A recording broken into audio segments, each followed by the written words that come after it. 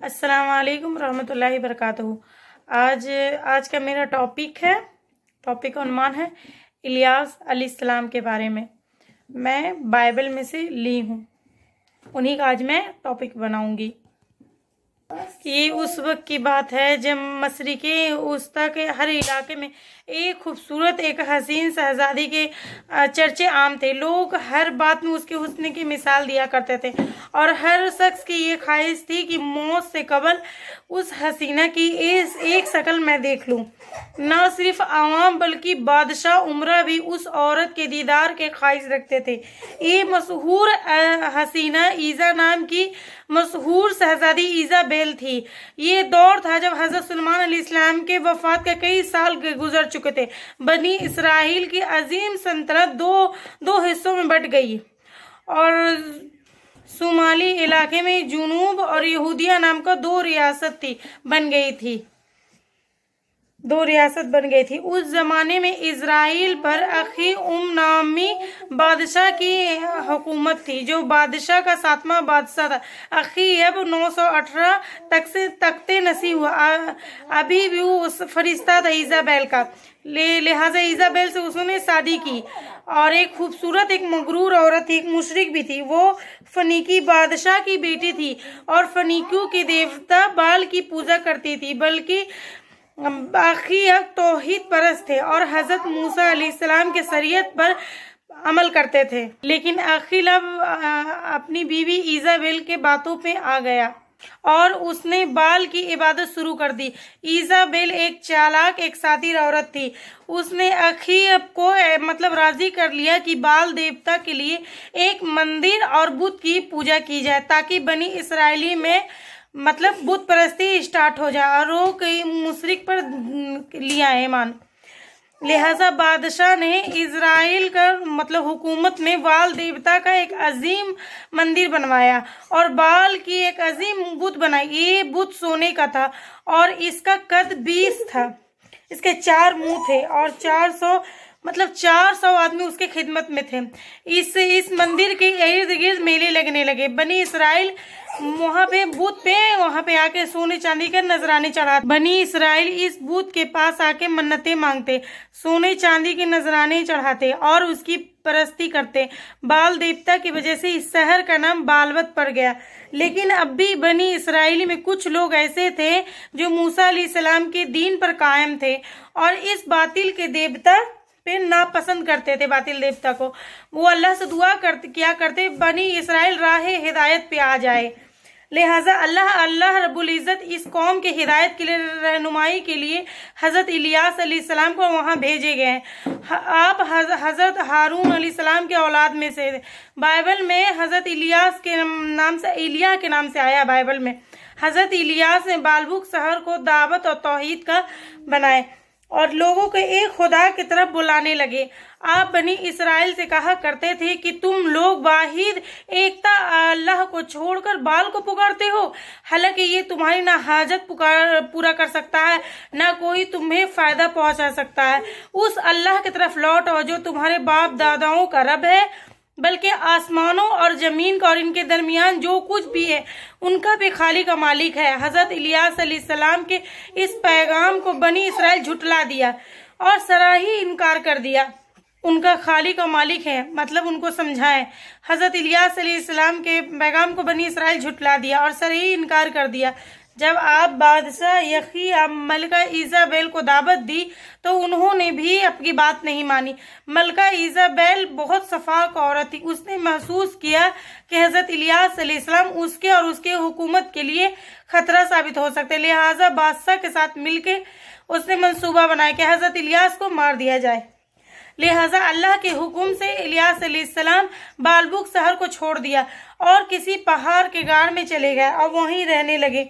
आपके जाने के बाद इजराइल में कहर साली पड़ गई और 3 साल तक बारिश नहीं हुई। फसल तबाह हो गई। लोग एक एक बूंद के लिए तरस गए। मुल्क में लूट मार डकैती बढ़ गई। यहाँ तक कि मुल्क में लूट मार चोरी डकैती बढ़ गई। यहाँ तक कि बनी इसराइल में अखीब के महल को भी घेर लिया और उसके एक हिस्से में आग लगा दी।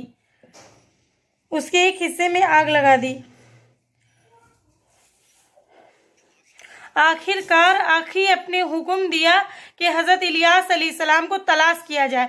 सिपाहियों ने आपको खोजा और बादशाह के दरखास्त पे आप दोबारा बालबुक शहर आए, लेकिन बाल के पुजारियों और मालिका इजाबेल बादशाह के इस अमल से बहुत गुस्सा हुई और इलियास अलैहिस्सलाम को दोबारा आना उसके उसको ना पसंद आया।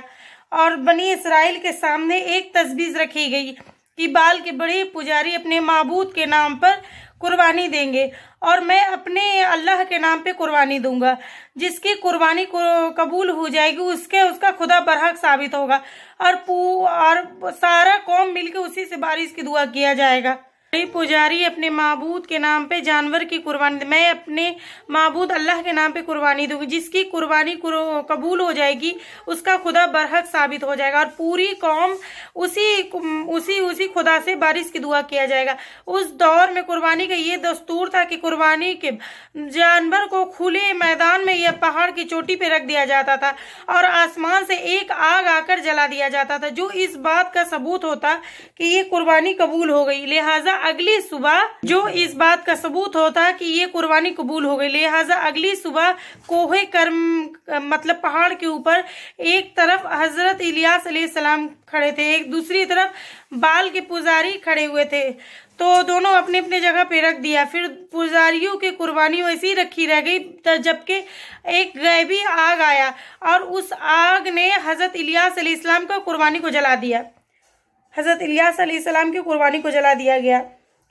एक आग आई ऊपर से अल्लाह की तरफ से। ये देखकर बनी इसराइली में शोर मच गई। बादशाह पे दम हक वाजी हो गया कि इलियास अलैहिस्सलाम का खुदा उसके साथ है, वही खालिक हकीकी है। लिहाजा आखिर उम्मे इलियास अलैहिस्सलाम से माफी मांगी, पुजारियों का कत्ल करने का हुक्म दे दिया। हजरत इलियास अलैहिस्सलाम बारिश के लिए दुआ किए गए। देखते आसमान पे घटा छा गई और बारिश शुरू हो गई। बनी इसराइल दोबारा ईमान ले आए और शिर्क से तौबा कर लिया। दूसरी तरफ मलका इजाबेल बुत परस्ती पे कायम रही कि दिल में सोच लिया कि इसका बदला हजरत इलियास अलैहिस्सलाम को कत्ल करके लेंगे। अपनी चालाकी से उसने अखीब को फिर बहकाना शुरू किया। बादशाह उसके बातों में फिर आ गया, दोबारा बाल की पूजा फिर स्टार्ट कर दी। बनी इसराइली जब बारिश से सैलाब होगा, जब उसमें खुशहाली लौट आई तो भी हजरत इलियास अलैहिस्सलाम के दीन से फिर गया। फिर दोबारा शिर्क में मुब्तला हो गए। मलका इजाबेल हजरत ईसा अलैहिस्सलाम की जान की दुश्मन बन गई। आप मजबूरन उस शहर को छोड़ के चले गए। बनी इसराइली खुली देखते हुए मजबूरन आप बालवा को छोड़ के चले गए, कोई सीना पे चले गए। बनी इसराइल खुली निशानी देखने के बावजूद अल्लाह के मुनकिर हो गए, नाफरमान हो गए। उनमें शराफ नोशी, जिना, शिर्क आम हो गया। बालबुक फिर से बुरा काम शुरू स्टार्ट कर दिया वो शहर। लिहाजा इलियास अलैहिस्सलाम से अल्लाह से दुआ कि या तो ये कौम राह रास्त पे आ जाए या उन पे अज़ाब इलाही नाजिल हो जाए। अल्लाह की तरफ से बनी इसराइल के लिए अज़ाब फैसला हो चुका था, कहर इलाही का आना मौजूद था। इसराइल यहूदी के दहशी कबाइल आबाद थे जो लूट मार किया करते थे, लेकिन उनकी आबादी बढ़ चुकी थी और वो ताकतवर हो गए थे। उन्होंने इजराइलियों पे हमला कर दिया, सारे शहर पे लूट मार करके हमला कर दिया, पूरा शहर को नस्त नाबूद कर दिया, हर तरफ बर्बाद कर दिया। इस वहशी कौम ने अखीम इजाबेल उसके बेटे को कत्ल कर दिया और वो मलका जिसके अपनी ताकत पे, बादशाह हुस्न पर इतना गुरूर था, जब वो मरी तो उसके जिस्म को सड़कों पे फेंक दिया। और बनी इसराइल ने अपनी आंखों से देखा कि बहुत सारे जंगली कुत्ते उसके लाश को नोच नोच के खा रहे थे। उस वक्त न उसके बाल काम आया देवता, ना कोई बातिल माबूद। आज बालबुक शहर निमरान के नाम से न कोई बातिल माबूद। आज बालबुक शहर लिबनान के नाम से मजबूत है, जहाँ आज उस जमाने के शानो शौकत और तबाही की गवाही देती है, जो ता कयामत नूह इंसानी के लिए इबरत है।